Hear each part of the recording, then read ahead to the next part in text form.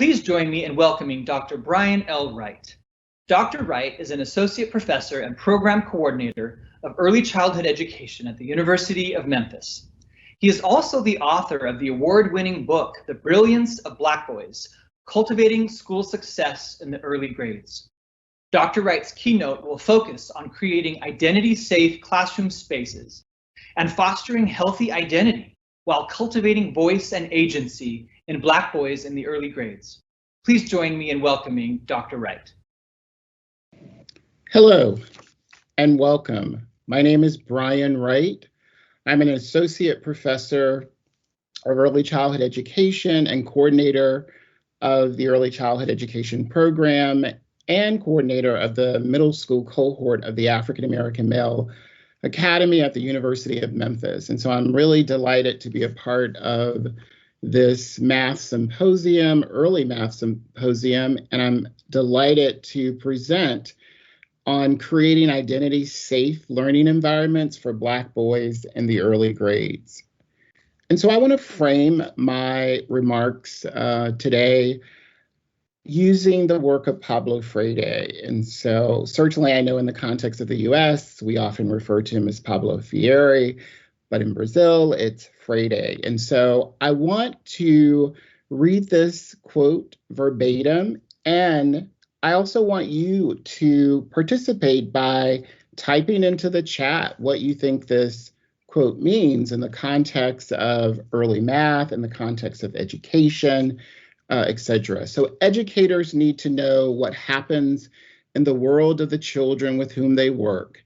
They need to know the universe of their dreams, the language with which they skillfully defend themselves from the aggressiveness of their world, and what they know independently of the school and how they know it. And so as you think about this quote and thinking about identity and thinking about safe spaces and creating equitable learning environments, type in the chat what you think this quote means to you, because I'm using it to frame what is important for educators to know in order to be able to meet the needs of culturally, linguistically, and economically diverse children, and in particular, Black boys. And so this quote is really important because it's asking us to really think about, as educators, the lives of our children, both in and outside of the classroom, but in particular, outside of school in terms of their everyday out-of-school experiences, and why it's necessary to really understand their backgrounds in order to incorporate those experiences in authentic ways that affirm them, that make them feel supported, and certainly allow for their experiences, their perspectives, and their realities to be reflected in the context of the classroom. And so I'm looking at my chat to see that Susan mentioned we need to build relationships with our students, get to know them and what they are interested in. Absolutely. Others have said we need to know the whole child. Greg said we need to know the whole child, not just what we see in the classroom, but what makes them who they are. Absolutely. So those are great comments that connect to this important quote by Pablo Freire and the importance of making sure that we know our children and families and their communities beyond the confines of school and classrooms. And so I want you to reflect on this as I move through the remainder of my presentation. And so part of this notion of creating identity-safe classrooms is really creating a space where children see themselves reflected and represented, and in this case, Black boys. And so part of this is understanding and relanguaging and reimagining and humanizing how we think about Black boyhood, because I think we all can agree that frequently when there are discussions, when there are things that are written and talked about with regard to Black boys, they're often from this deficit perspective. They're often discussions of how they're in crisis and their discussions about all the things that they're not, as opposed to what they are. And so I want to be clear in my framing that being a Black boy, being Black and a boy, is certainly not a risk factor. It's not a troublemaker. It's not a bad boy. It's not a problem to be managed, which is often the experiences of Black boys, where they learn as early as preschool, that schools are places where they're watched and not welcomed. So they learn early that schools are places where they're watched and not welcome. And so it's also not about reducing them to the school to prison pipeline that we've learned so much about.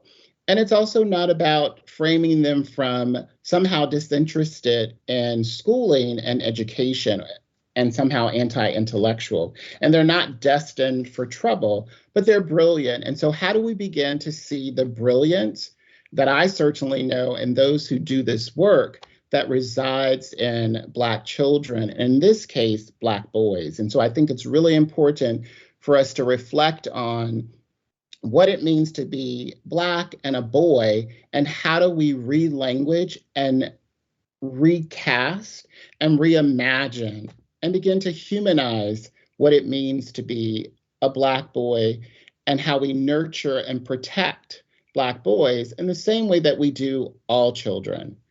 And so Black boyhood interrupted and disrupted in early childhood. And so very often in the early grades, we find that there are negative stereotypes, as I mentioned from the outset, that abound when talking about Black boys. And these stereotypes, unfortunately, begin as early as preschool. And in my book, The Brilliance of Black Boys, I talk a lot about this sort of process of adultification. And adultification is often seeing very young boys, as young as 4, at 5, 6, 7, and 8, not in the same sort of light that we often see white boys, in the sense that we often view Black boys as somehow older. We begin to frame them in very menacing and negative kinds of ways. And so nowhere more compelling have we witnessed historically the adultification of Black boys is when we think about the murder of Emmett Till, and more recently, when we think about what happened to Tamir Rice, both who were boys and who experienced adultification that resulted in the loss of their lives. And so this is a very serious matter when we think about not seeing Black boys, Black children in the same sort of nurturing, innocent, and protective light that we have offered up and given to white children in very pervasive and unexamined, uncritical ways.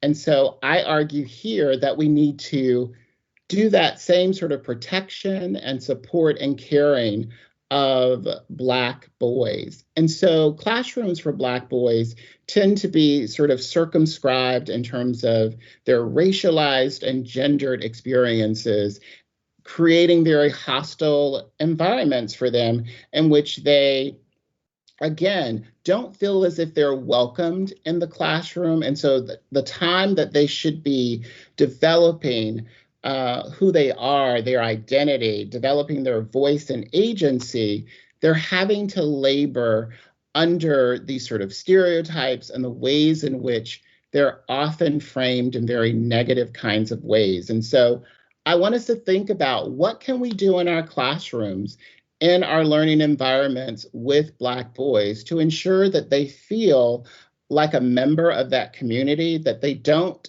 feel like they're being watched in negative ways, but they feel like they are welcomed in classrooms. So people can put in the chat, what are some things that we can potentially do that affirm and support and make Black boys feel welcome to classrooms? And I'll look at my chat to see, we need to, let's see, I'm going down. I think I see Dr. Susie. We need to value the assets that our students bring into our classroom. They are not blank slates, absolutely.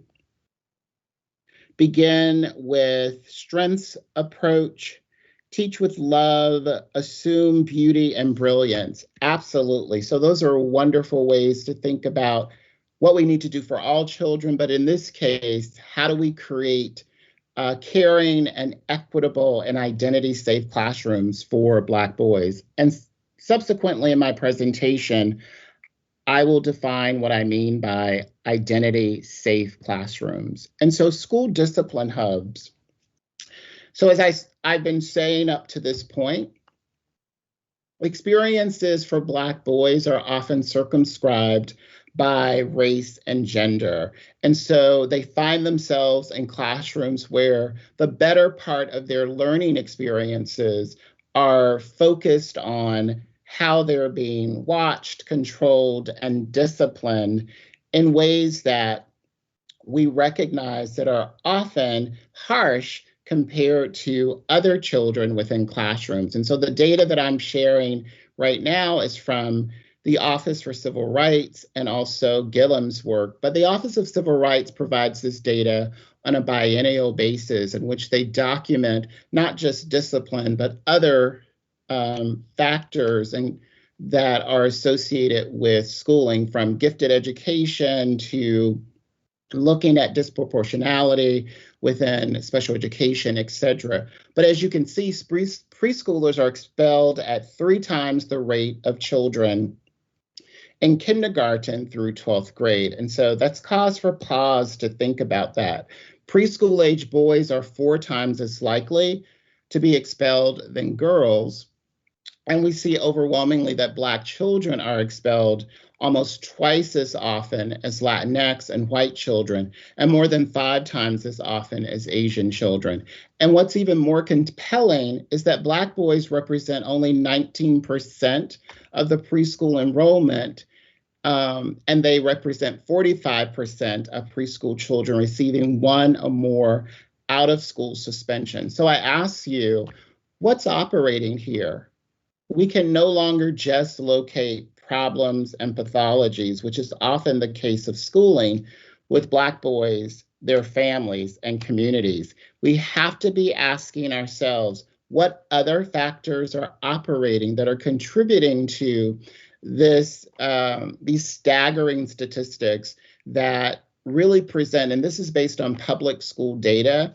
And just as an FYI, white children make up 50.1% of public school enrollment.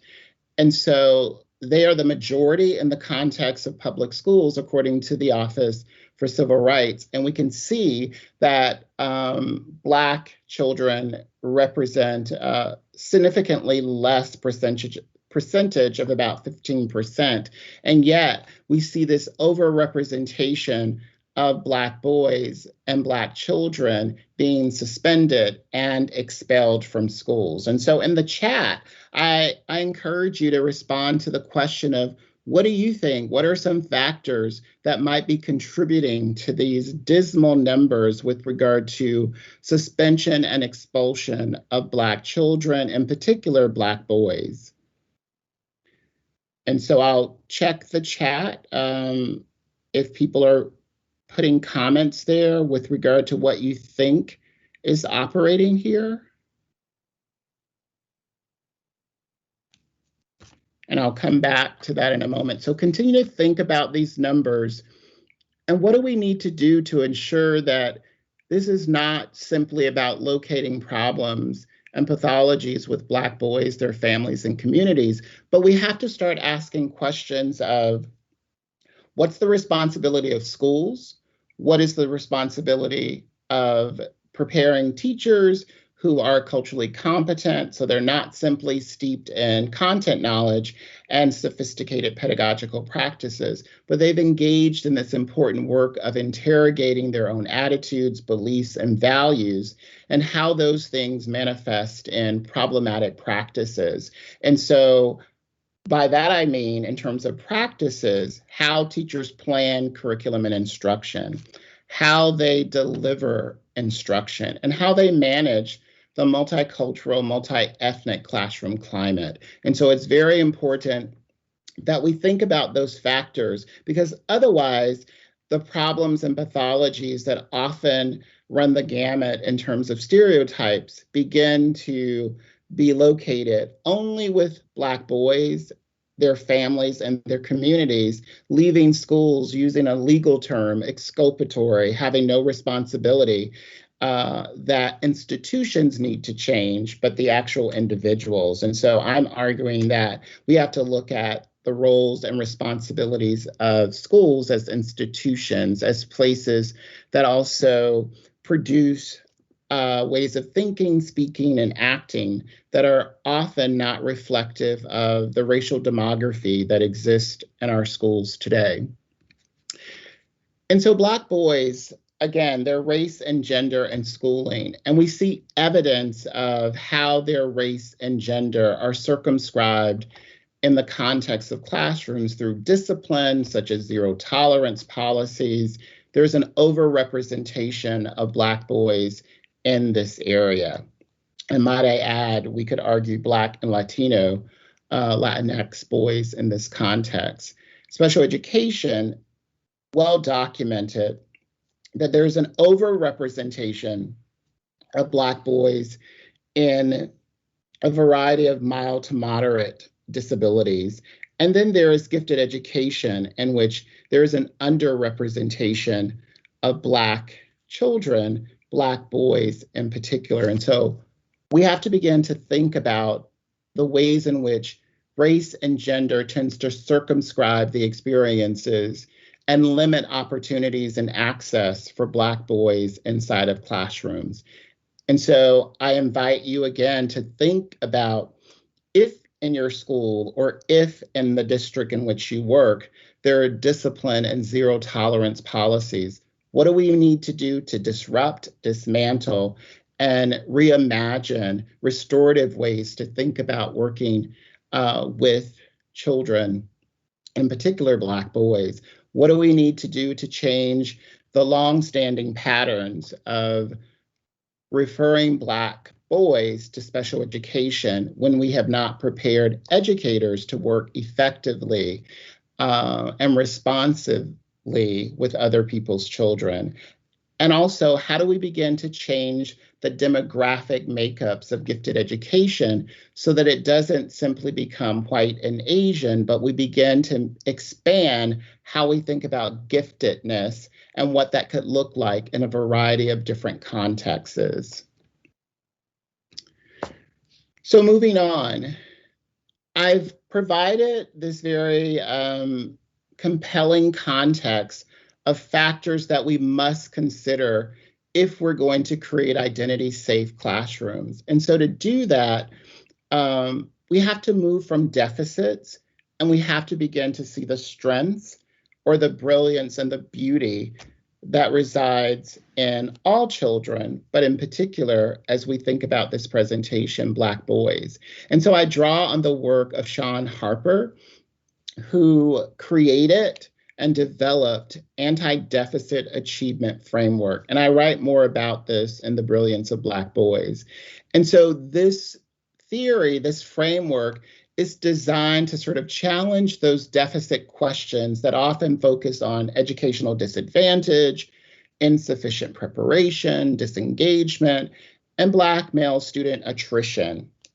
It moves from looking at, again, what they are not, to begin to look at what are the strengths, what are the assets, and what are the community cultural wealth that these boys bring to the learning environment. And so this framework is very important, in part because when we take a look at the master narrative on Black boys, even when there is an abundance of evidence that challenge deficit thinking and deficit views of Black children, Black boys in particular, their experiences are overshadowed by our investment in that negative narrative that tends to see only and filter only Black boys from a deficit perspective. And so I think we all have a working knowledge of deficit thinking, and that the ways in which it works and how it's pervasive in our society. And we see evidence of that in the ways in which media, multiple forms of media, whether it's print media, the internet, etc., will portray representations of Black boys and males. And so this becomes a really damaging sort of perspective when the Black boys themselves begin to internalize these negative perspectives, these negative constructions of who they are. And so it's very important for us to think about how do we challenge the master narrative to co-construct together counter narratives that begin to see the brilliance and the beauty that we know resides in Black children, Black boys in particular. So I'm moving on. So this anti-deficit achievement framework begins to ask different kinds of questions. So rather than the sort of deficit-oriented questions such as, why are Black boys not succeeding in education? An anti-deficit achievement framework will look at resiliency. It will look at collectivism. So the questions change to, how do Black boys from low resource schools manage to succeed in school? What can we do as a community to see the strengths and the potential of Black boys, males, pre-K-12 and beyond? And so in the chat, I'd be curious to see some anti-deficit achievement framework questions that you would begin to ask when you're working with all children, but in particular, Black boys. Let's share some examples of questions that you could potentially begin to ask yourself that begin to emphasize and highlight strengths and assets, gifts and talents, as opposed to what we often get in terms of questions of deficit. For example, again, why are Black boys not succeeding in education? But we want to think about, what about all of the Black boys that are succeeding? What can we learn from them that might be useful to help those who might struggle in a variety of different ways? So I want to keep moving, and I'll look for those examples later because I'm multitasking here by looking at my screen while also checking the chat. Okay.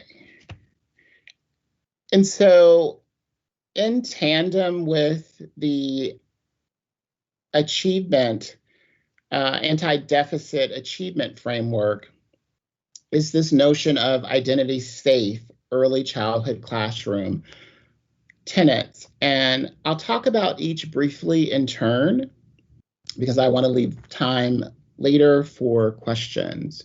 So part of an identity safe early childhood classroom is child-centered. I think those of us in the field understand the importance of creating classrooms that are for and by children, in which their voices and their agency, and I'll define voice and agency later, are allowed, they're promoted, it's encouraged, they're invited to share their voices, to have a say in what happens within the classroom context.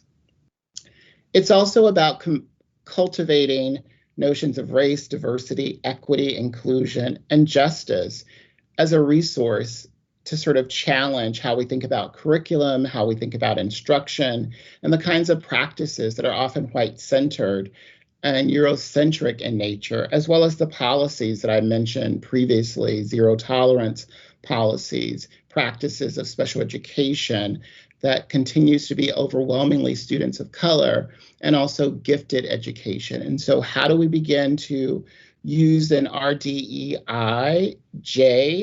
framework to begin to reimagine the curriculum in a way that it ensures that we engage all children, but in particular children of color, with pedagogies that affirm and promote their sense of self-worth, that cultivate and encourage the development of a healthy racial ethnic identity. The other is classroom relationships. And that was mentioned early on, that we need to develop relationships with children and families. We need to understand communities from a community cultural wealth standpoint, not from a surveillance perspective. We need to or an invasion perspective or a deficit perspective, but we need to begin to develop relationships that go beyond the classroom, but also is inclusive of communities. And these caring environments are both also spaces and places where emotional and physical comfort comes from teacher to student and student to student in these environments. And so we are empathetic, and we begin to create spaces in which children feel that they can belong, they can become, and they can be themselves unapologetically. And so then there's equitable environment. So there's a sense of fairness that eliminates these sort of racial inequalities related to access and opportunity. And so when we think about gifted education that I mentioned before, what do we need to ensure that we desegregate gifted education, that it begins to reflect and represent the racial demography that we see out in the world? What do we need to do in terms of challenging the referral process to special education and to gifted education?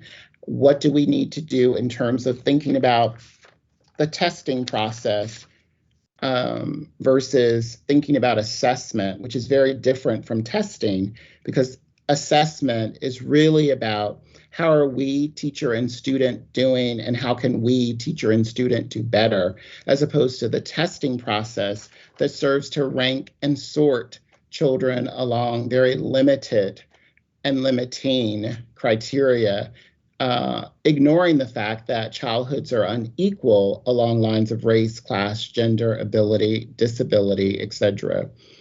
And so identity-safe classrooms really do think about and reflect on these tenets and begin to figure out ways of how do I customize my classroom in a way that's responsive and responsible to the range of diversities that exist in my classroom, in particular as I think about children of color, and for the purposes of this presentation, Black boys. And so I want to begin to think about what identity-safe examples would look like in practice. And so part of that is creating a classroom environment where voice and agency are encouraged. And so I write more about voice and agency in The Brilliance of Black Boys, but for this presentation, it's this ability to be able to speak up and certainly be heard, and to be a part of the shaping and the discourse and dialogue that happens around curricular decisions. So how do we elicit from children their big ideas to help actualize all of the ways in which they're thinking about curriculum and instruction? How do we co-construct classroom rules that govern the classroom space? And how do we have children and certainly families participating in decisions and the kinds of materials? And so really creating a space in which children feel that their voices matter and that they see evidence of their voices being heard and the kinds of decisions that they see happening right before their eyes in the classroom. And then, of course, agency is being able to make decisions about one's experiences, both in and outside of the classroom, and toward this ability to achieve particular desired outcomes and what becomes a caring and equitable classroom. And so subsequently in this presentation, I'll share examples of what voice and agency can look like through children's literature to promote this and support this and cultivate this in Black boys, and certainly in children in general. But these books are particularly focused on representation and identity that's really important to helping children feel connected and that they matter in the context of our classrooms. And I want to look at the chat because I see that more comments have come in.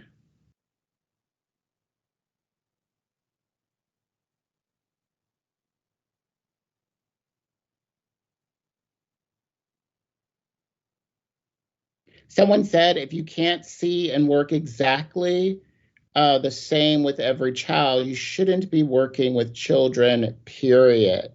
And so they're making the point that not understanding cultural differences and not understanding variation and variety can be to the detriment of creating a space and communities within classrooms where children feel that their funds of knowledge, their communities of practices are valued in the context of the classroom, because much of what children learn and certainly understand, they've gotten them often in their homes and their communities. And schools have this narrowness of not always including children's out of school, everyday experiences or their ways with words. And I often remind my teacher candidates that however off topic children may appear to you, they're always making sense out of their lived experiences, out of their cultural worlds. So we just need to look, linger, and learn and be patient to begin to hear anew the voices of children and to understand how we allow their agency to help co-construct a caring and equitable classroom environment. And so as I continue, Black boys' identity can be cultivated and developed through books that affirm, books that promote aspects of their cultural backgrounds, etc. And so positive depictions of African American boys as readers in books, media, and society are limited. And so there is this sort of paucity of representation. And this lack of representation certainly influences the motivation to read. I think children enjoy reading when they begin to see and experience mirror books. And so for Black and Brown children, this is very important when we consider the disproportionate numbers of children's books that do not reflect the racial demography that exists in classrooms. And I'm going to show you a pictorial in a moment that sort of captures the essence of why it's important to have books that reflect the children that we teach and why it's important for children to see themselves reflected in a mirror sense in books. And so I'm not arguing that children should not also have window experiences into other people's culture, but far too few children of color have opportunities to have books in their classroom where the range of cultural experiences are reflected and that they can draw from those books and begin to develop a sense of a healthy racial identity and feel safe in that classroom because they see their identities reflected in a variety of ways, both in terms of the cultural artifacts in the classroom, right down to the materials and the lessons and activities that engage them in ways that reflect their personal and their cultural identities. And so this pictorial is from the University of Wisconsin-Madison that does a wonderful job of keeping up with this information from a biennial perspective of looking at how far we've come in terms of creating books that provide mirror experiences that reflect children from a variety of different cultural, linguistic, and economic backgrounds. And so as you can see from the pictorial, 50% of children's books reflect white children. And what's powerful about the image is that the white boy is seeing himself reflected from different angles, from different perspectives. And what's troubling here is that animals are more represented in children's books than African Americans, Asians, Latinx, and American Indians and First Nations. And so this is a compelling reason for why, as educators, as we think about certainly math identities, we also need to think about academic identities in general, and how do we contribute to the development of reading identities in academics, because we know that reading is a powerful tool for acquiring access to develop math identities as well. And so I think it's really important to reflect on this pictorial, and I'd be happy to see what people are writing in the chat as we think about this image and why it's important to think about books that are mirror books that reflect the children in which we teach. So I want to keep going. And what follows from this are ways that we can cultivate healthy racial identity, voice, and agency in Black boys. And in doing so, we create these identity safe spaces where Black boys see themselves reflected, where they feel that they can belong, that they can certainly become, and they can be who they are in the context of your classroom. So it's an invitation to begin to think about how do we certainly engage all children and create welcoming learning spaces so that children can experience joyful learning, is through this process of thinking about the kinds of materials that we utilize in the context of classrooms. And so the books that I'm going to share with you reflect on History and Me, and you can read more about History and Me in some of my other work.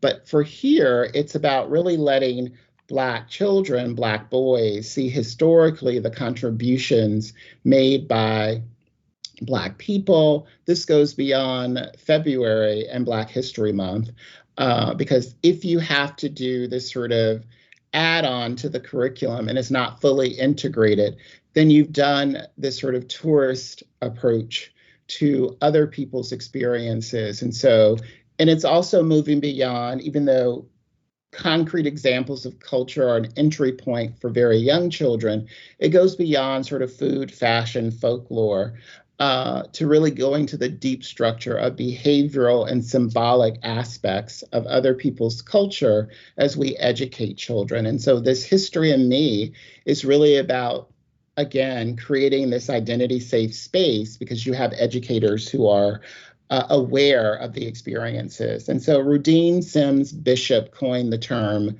mirror books versus window books. And as I've already described, mirror books are really about children seeing themselves reflected, Black and brown children in particular, because as you saw from the previous slide, overwhelmingly, Black and brown children are seeing themselves not reflected, and they're having window experiences when we consider curriculum and instruction often in school is both Eurocentric and white-centered, that often ignores the range of epistemologies, and we could say Black epistemologies, Asian epistemologies, and other practices that we need to pay attention to and incorporate those and integrate them fully, which means teacher must also be teacher as researcher and as an ethnographer to really study culture, study history, so that we incorporate those things, and accepting that when you don't know that information, Where do I go to get those resources? Who are the people within those communities that can also facilitate this development? And when we have books that are mirror books, they become mentors for Black boys on paper. We often talk about the absence of mentors with Black boys, but Black boys actually have lots of mentors. And they also have lots of experiences that we have not reflected upon. But books serve as yet another way to serve as a mentor on paper. And so I want to go to some examples of books that can be used in the context of classrooms. So this book really does promote racial pride. I love My Black and Brown Skin. And so this book was written by Taye Diggs, who is an African-American actor, but it's a very powerful book that begins with this little Black boy as the protagonist who is being teased about his skin tone. And certainly in the story, the little boy receives affirmation and support and love from his mother, from his family, reminding him of his beauty and certainly of his brilliance. And the story ends in ways that are affirming and supportive, but also his friends, many of whom are white in the story, begin to learn the importance of thinking about diversity. And so as a teacher, you can take up this book through a variety of exploration to begin to think about how do we begin to create a center, for example, or a unit on studying different types of skin tone, different types of ways in which we are all different in a variety of ways, and what are the similarities that make us who we are as a people, and how do we sort of promote and highlight differences that are in affirming and supportive ways. There's also academic identity that gets created because, as I said from the outset of the presentation, we don't often think of Black children, Black boys, around their intellectual brilliance because their schooling experiences are often sort of bombarded with looking at discipline, looking at special education, their lack of participation in gifted education, and other ways in which their schooling becomes limited and limiting. And so this book on The Kindergarten King by Derek Barnes is quite powerful because it's showing a little Black boy who participates in his classroom as a wonderful member of the community. He both shares, he's complimentary, he's engaged. And so it captures the notion of a Black boy succeeding in school. And so how do we begin to tell that narrative more? And how do we use that as a way to create opportunities and identity safe spaces where Black boys feel encouraged to share what they know and what they understand about the world in which they live.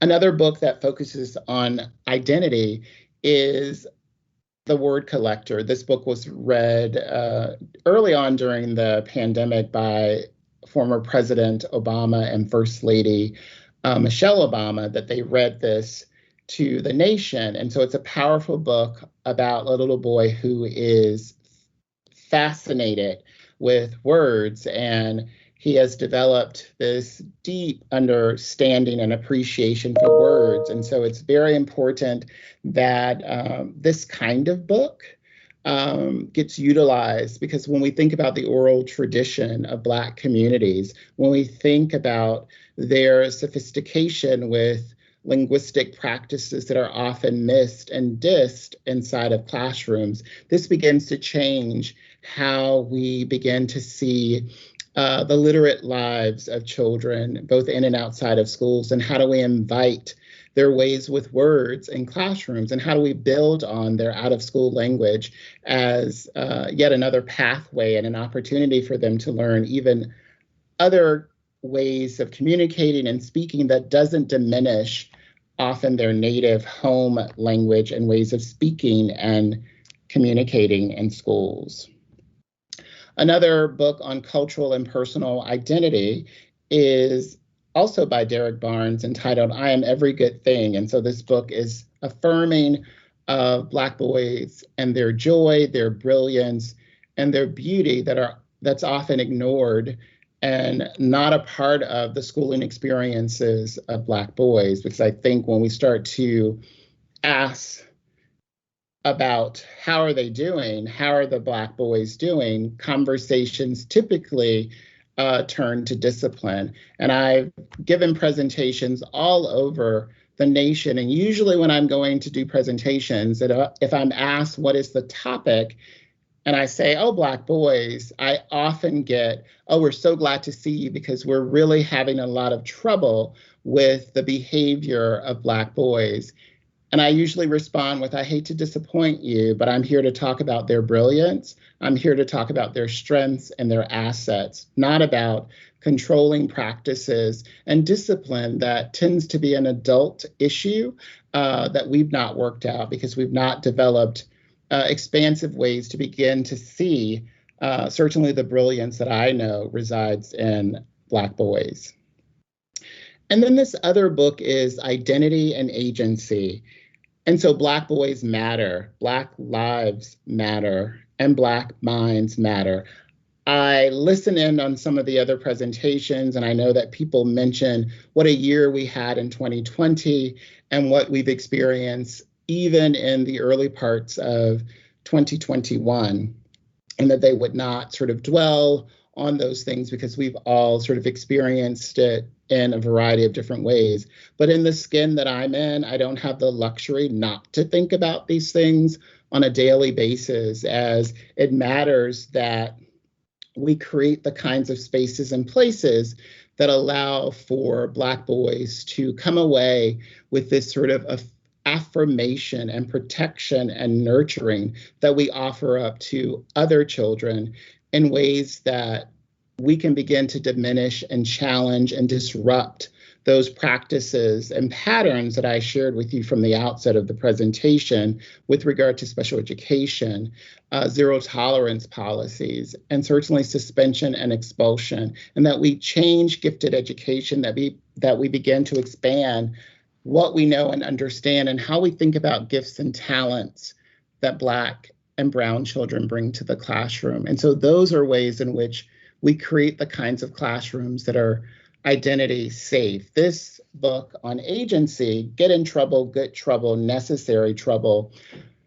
is documenting the life of the late young Senator John Lewis in terms of preaching to the chickens. And so it documents the ways in which John Lewis, as a very young boy, began to learn how to be empathetic, how to care for something outside of himself, and how to think of ways of getting in good trouble, necessary trouble, when there's a problem, when there's an issue, when you see an injustice. What is your responsibility to make a difference in the lives of other people? And so this is quite a powerful book. So children get to see him as a little boy, and then they get to see what he went on to do in his life.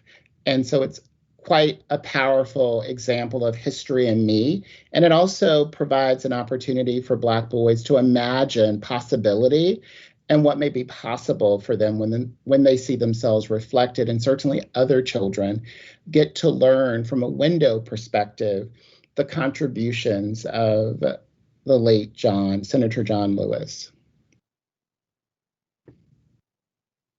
And of course, you've heard about the brilliance of Black boys, and hopefully people will purchase the book in support of creating identity-safe classrooms so that we can do better by Black boys, so that they have experiences within classrooms where they don't feel like they're being watched and they're unwelcome, but they feel that they're being watched for their brilliance and they're welcomed in a classroom that is identity safe because they see aspects of their racial ethnic identity reflected in the classroom through materials, through the instructions, and activities that are provided. And we also begin to change how other children begin to think about Black boys, because I think one of the most troubling and disturbing things that happens for Black boys is when other children begin to pick up on the adult conversations and treatment of Black boys, and they start to do it themselves. And so it's really, and innocently enough, but the fact is, we know that it matters that we model particular kinds of attitudes, beliefs, and values that reflect democratic possibilities in ways that are responsive to all children. And so I leave you with this charge from Sean Harper that researchers, school personnel, and communities who endeavor to improve African American male success in education should commit at least a fraction of their intellectual efforts to studying those within the race who have earned good grades, avoided trouble, school suspension, assumed leadership positions on their campuses, responded productively to racist stereotypes, and resolved masculine identity conflicts, amassed social capital they previously lacked, and negotiated same-race peer support for their school achievement. So a quick translation: how do we begin to look at the strengths, the assets, and the brilliance that certainly we know resides in all children, but in this case, Black boys? And so that brings me to the end. And so I thank you for your time and attention. And I hope something was said in the presentation that will compel you to create or to enhance your already equitable learning environment that allows Black boys to not merely survive, but to thrive in the context of your classroom. So thank you.